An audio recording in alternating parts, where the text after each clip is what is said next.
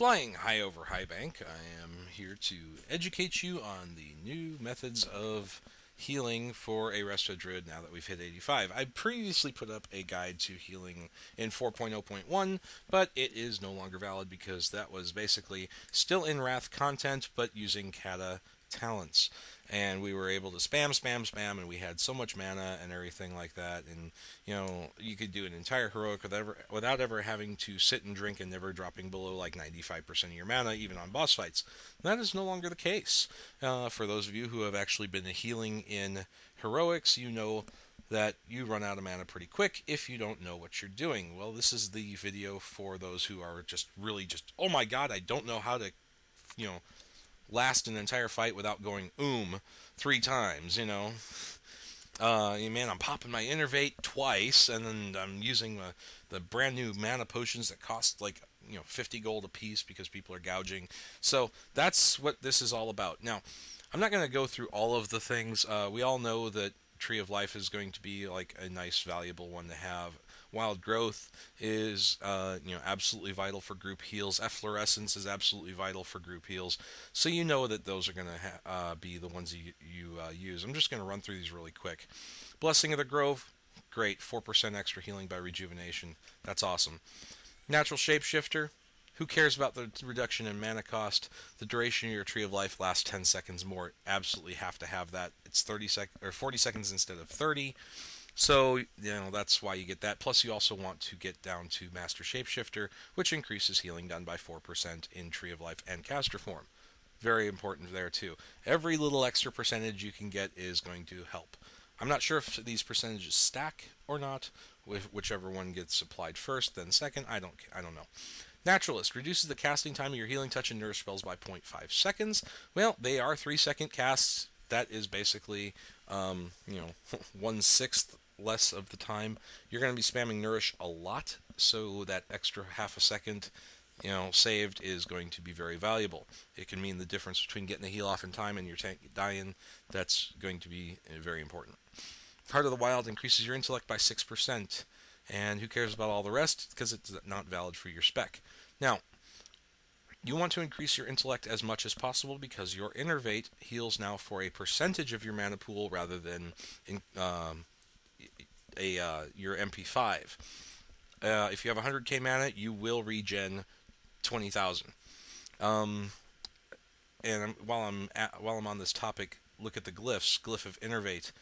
When you cast Innervate on a friendly target other than yourself, the caster will gain 50% of the Innervate's effect. So let's just make the math easy. If you have 100,000 mana and you cast Innervate on yourself, you'll gain 20,000. If, let's say you're in a raid and you have a Holy Pally that is absolutely godly with a ton of mana, he has 200,000 mana, cast Innervate on him. He'll get 40,000, you'll get 20,000 anyway. That's 60,000 mana across the, both of you, rather than just 20,000 for yourself. In other words, I think they put this glyph in there because druids were being selfish with their Innervate and saying, no, I'm not going to Innervate you. I want to save it for myself. That kind of thing. So, whenever you're in a group, look for the mages that may have a high mana pool, and you may not get as much as you would if you put it on yourself, but you get a mage or a boomkin in there. Let's say you have a boomkin. He Innervates you, you Innervate him. That's always a good thing, right? So anyway, back to the talents. Master Shapeshifter, we already been over. Improved Rejuvenation. You're going to be using Rejuvenation for spot healing other people in the group. Rejuve, Swift Mend on them, Efflorescence around the tank, that kind of thing. It's always a good thing. 15% extra rejuvenation, and for Swift Mend. This is actually very important with the Swift Mend because if you look at Efflorescence, the amount of healing done is 30% of the amount healed by your Swift Mend, so you want to have boosted Swift Mend as much as possible so that your Efflorescence will heal everyone else around quite a bit. Living Seed, that's always good, gets on the tank. It's an extra free heal, and you have to get it anyway to get Efflorescence. This is the key. These two talents actually here, Revitalize and Empowered Touch. If you are having mana problems, make sure you have both of these, and make sure you're using them right. check out you have to really read these carefully. When you periodically heal with your rejuvenation or life bloom spells, and you're going to be periodically healing with them a lot. Basically, in a 5-man group, you're basically healing 4 times a second with rejuvenation and life bloom if you have them all over the place. You have a 20% chance, basically every second it's going to happen, to regenerate 2% of your total mana. However, this effect cannot occur more than once every 12 seconds, but basically what this is saying is every 12 seconds count on getting 2% of your mana back. It doesn't sound like much, but if you stack your int like you should to get your spell power and to get a nice big mana pool so your innervate gives you more back, you're also getting more. There's a big difference. You have 50,000 mana, 2% of that is not as much as when you have 100,000 mana, 2% is a lot more. And that's more cast or heals that you can get. It's based on percentages now, which is, means stack int, stack int, stack int, right? To get these things. In addition, you also grant replenishment when you cast or refresh Life Bloom. Resto Druids actually cause a replenishment effect on the group, just like mages did and just like survival hunters did. Replenishment all over the place. And it's only 1% over 10 seconds for 15 seconds, so 1.5% of your total mana over 15 seconds. But every 12 seconds you're getting 2% back. Every 15 seconds you're getting 1.5% back. So, basically you're getting 3.5% back every 12 to 15 seconds. That matters over the course of a fight. And you're also granting it to other people. So like that mage and the boomkin, in the group that you have with you, they're getting mana back and they can pew pew more, which is always a good thing. So, moving on. I do not get Nature's Swiftness. I am finding that it's not needed. I barely used it in Wrath. I'm barely using it now. Spending your points elsewhere, you're going to be doing more, better healing. Keeping hots up is how Blizzard made healing, and this is in air quotes, more interesting. Keeping hots up, multiple hots, you're going to have like 4 hots on the tank, 2 hots, 3 hots on everyone else. It's going to be great. Furious Storm Rage is a boomkin talent. Don't bother with it. Nature's Bounty. I was going to go Revitalize. Notice in that middle paragraph, in addition, you also grant replenishment when you cast or refresh Life Bloom. This is interesting. Empowered Touch. Increases the healing done by your healing touch and nurse spells by 10%. That's always nice. Yeah, it's like, okay, yeah, I'll get that for the 10%. Oh, and causes those spells to refresh the duration of your Life Bloom. What happens when you have 3 stacks of Life Bloom on a tank that is completely full of health anyway? You just cast another Life Bloom on them? Sure. Throw it on there. It costs 1,300 mana, and it's instant. You don't waste that bloom healing on a tank that's completely full, right? But then they all of a sudden take a big hit. Oh, well, cast the Nourish on them. It refreshes the Life Bloom. Oh, and hey, by the way, when you refresh your Life Bloom, you're getting mana back. Isn't that interesting? You should always have this replenishment buff up on you, because you're always refreshing your Life Bloom on your target by using Healing Touch or Nourish. I actually use Nourish because if you look at the mana cost, 1863 sure beats 5590.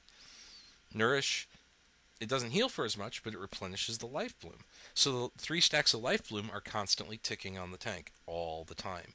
It's just constantly going, always going. But here's the interesting and cool thing. Let's say you get into a really big, heavy period of the fight where you have to throw heals around on the rest of the group.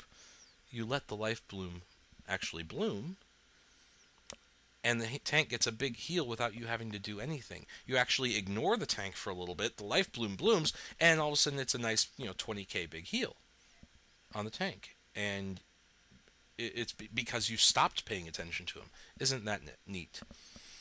Okay, whenever you heal with your Life Bloom spell, which is always going to be up and ticking, right? You have a 4% chance to cause Omen of Clarity. And so that's always a nice thing to have. While I'm at this, Omen of Clarity actually, causes the clear casting effect. And the clear casting effect reduces the mana cost of your next, channeled or, heal by 100%. That's when you cast your Regrowth. Because Regrowth is going to be, 65-22 mana. That's a lot of mana. You don't want to be spending that all the time. But it applies a hot, and but you cast your regrowth, and notice this in the balance tree, Nature's Grace. You gain 15% spell haste after you cast some balance spell, regrowth, or some other balance spell. Who cares about balance right now, right? Now, you could just cast Moonfire on a target to get this, but I'd rather heal someone. Regrowth, stuck right in the middle of two balance spells. It's easy to miss. 15% spell haste. So you get your clear casting, you cast your regrowth for free, you get your 15% spell haste, you spam nourish all over the place, refresh your life blooms, and yeah, everything's cool.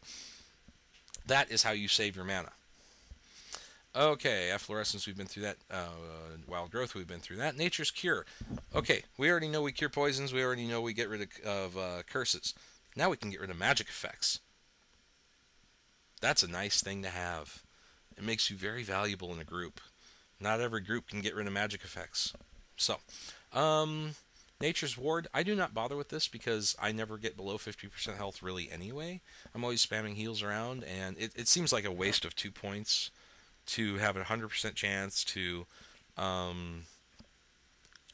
cast a free rejuvenation on yourself. It's really just not worth it. It seems kind of selfish, I'd rather just heal through. Gift of the Earth Mother increases the healing done when your life bloom expires by 15%. So when you're healing the rest of the group and letting the life bloom expire so the tank gets a big heal, boom, 15%. Causes your rejuvenation spell to also instantly heal for 15% of the total periodic effect. That's a nice thing to do. You're spamming rejuvenations around. Someone's really close to death, you hit them with a rejuve. It gives you that 15% of that rejuve, so it gives them a little bit of a buffer so they can survive a little longer, long enough for you to get the Swift Mend off and get the fluorescence around them. So that kind of thing. And then, of course, Swift Rejuvenation. 1 point here is a nice thing, reducing the global cooldown of your rejuve by 0.5 seconds. As you get more haste, you may want to get rid of that.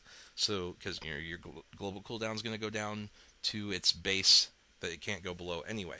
So, those are the talents. Oh, I almost forgot. And this is what a lot of Resto Druids do forget. They think, they packed a DPS and a tank spec into the balance, or into the feral tree. They're not going to have any room for anything that a Resto Druid or a Boomkin can use. That's not true. There are 3 points in here that you're going to want to spend, because remember, the bigger the mana pool, the bigger it innervates. The bigger the mana pool, the longer you last. The bigger the mana pool, the better, the more mana you get back from your replenishment buffs and stuff. So look at this one very closely. At the very bottom of it, at the very end, after you're talking about rage and energy and cat form and bear form, and increases your maximum mana by 15%. That's very nice. 15% extra mana.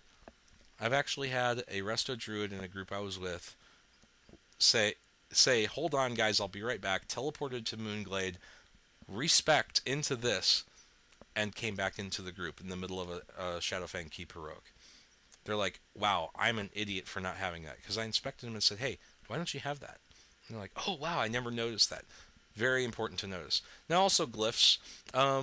Life Bloom, Swift Mend, Rejuvenation should be pretty much self-explanatory. The only other Resto glyph there is Glyph of Regrowth. Your regrowth heal over time will automatically refresh its duration on targets at or below 25% health. Not worth it. You're not going to have regrowth on a bunch of people anyway. So, out of the 4 Resto glyphs for primes, that one is the odd man out. Glyph of Innervate, don't be selfish with them anymore. Glyph of Wild Growth, that increases, fit from 5 to 6 targets, that's 20% extra. Glyph of Rebirth, yay, 100% health instead of almost dead when you get rebirthed and you get exploded by something. I hate it when feral druids that don't have this glyph rebirth me in the middle of a fight and I just get exploded by something as soon as I accept it. It really sucks. 100% health with rebirth is awesome. Glyph of the Treant, this is a brand new glyph for scribes out there. They have to do their minor inscription research to get it. It returns you back to the old Treant form rather than the new funky looking one. Glyph of Aquatic Form, I'm finding this is very helpful in Vashir, especially on my other druid that is my herbalist and miner. And Glyph of Unburdened Rebirth, that should be pretty self-explanatory. So, that's what I have for you today. And next video is going to actually show you the rotation. Yes, you have one now. Have a good day.